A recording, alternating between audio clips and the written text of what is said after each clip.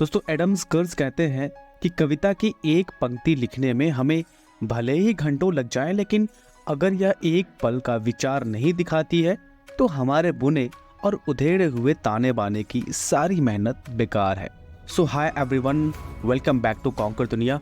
और आज हम बात करने वाले हैं 48 लॉज ऑफ पावर का लॉ नंबर 30। दोस्तों लॉ नंबर 30 में रॉबर्ट ग्रीन कहते हैं कि अपनी उपलब्धियों को आसान दिखाएं। दोस्तों आपके काम सहज नजर आने चाहिए, जैसे आपने उन्हें आसानी से कर दिया हो। आपके काम में जितनी मेहनत, कोशिश और चतुर चालें लगी हैं, उन्हें छिपाया जाना चाहिए। जब ऐसा लगता है कि आपने बिना खास कोशिश के काम कर दिया है, तो यह छवि बनती है कि आप अगर कोशिश करें तो बहुत ज्यादा काम कर सकते हैं। दोस्तों आप कितनी कड़ी मेहनत करते हैं, यह बताने के प्रलोभन से बचें, क्योंकि इससे सिर्फ सवाल उठते हैं। किसी को भी अपनी चालें ना सिखाएं, वरना उनका प्रयोग आपके खिलाफ ही किया जाएगा। दोस्तों पावर की पहली अवधारणा प्रकृति के साथ आदिकालीन मुठभेड़ों से उत्पन्न हुई थी, जैसे कि आसमान में बिजली चमकना, बाढ़, जंगली जानवर आदि।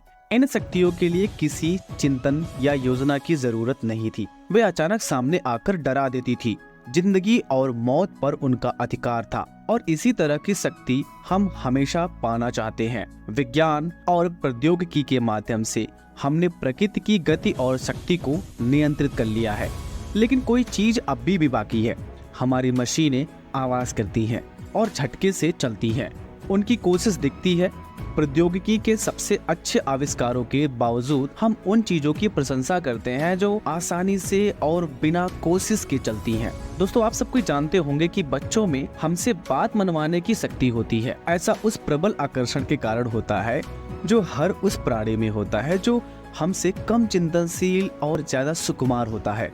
हम दोबारा बच्चे तो नहीं बन सकते हैं, लेकिन अगर हम बिना कोशिश किए सफलता पाने का प्रदर्शन कर सके तो हम दूसरों में वही श्रद्धा जगा सकते हैं जो प्रकृति ने हमेशा इंसानों में जगाई है। दोस्तों इस सिद्धांत का विश्लेषण करने वाले पहले यूरोपीय लेखकों में से एक पुनर्जागरण काल के दरबारी थे।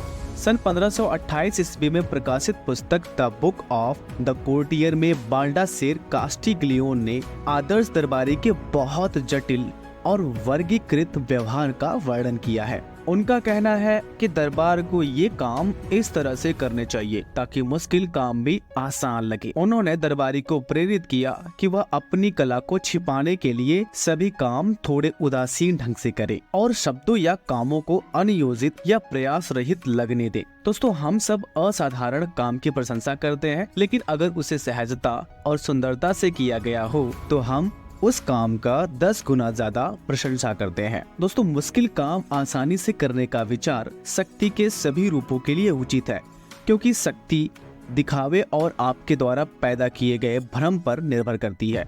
दोस्तों आपके सार्वजनिक कार्य कलाकृतियों की तरह होते हैं, उन्हें देखने में आनंद आना चाहिए। जब आप अपनी रचना की प्रक्रिया को उजागर करते हैं तो आप दूसरों की तरह बन जाते हैं जो समझा जा सकता है। दोस्तों जिस काम को समझा जा सकता है उससे श्रद्धा नहीं उपजती है। हम यह सोच लेते हैं कि अगर हमारे पास धन और समय होता तो हम भी वह कर सकते थे।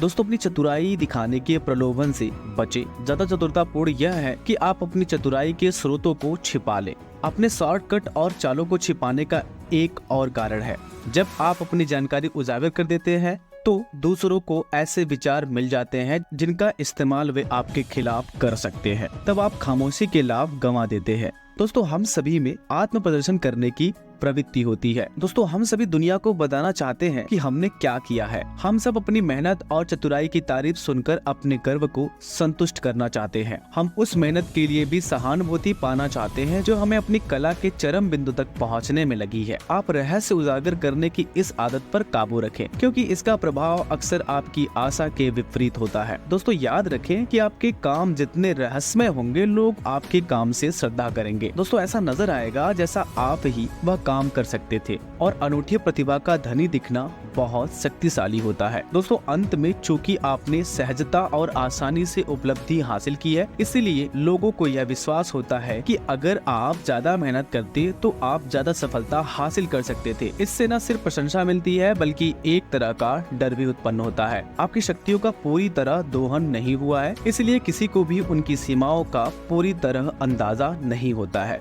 दोस्तों अगर आप रेस हॉर्स में खड़े हो तो हम घोड़े को नियंत्रित करने का तनाव और प्रयास देख सकते हैं।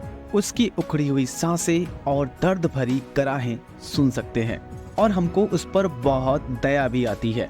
तब उस रेस हॉर्स में शामिल सभी घोड़ों को देखकर आपको बहुत तरस भी आती है, लेकिन दूर से देखने पर हमें सब कुछ बहुत सुंदर नजर आता है और ऐसा लगता है जैसे घोड़े हवा में उड़ रहे हों। अगर आप दूसरों को दूरी पर रखेंगे तो वे सिर्फ यही देख पाएंगे कि आप कितनी आसानी से आगे बढ़ते हैं। दोस्तों आई होप लॉ नंबर 30 से आपको बहुत कुछ सीखने और जानने को मिला होगा और ऐसे ही अमेजिंग ऑडियो बुक समरी को सुनने के लिए और अपने नॉलेज को गेन करने के लिए आप हमारे YouTube चैनल कॉन्कर दुनिया को सब्सक्राइब करें।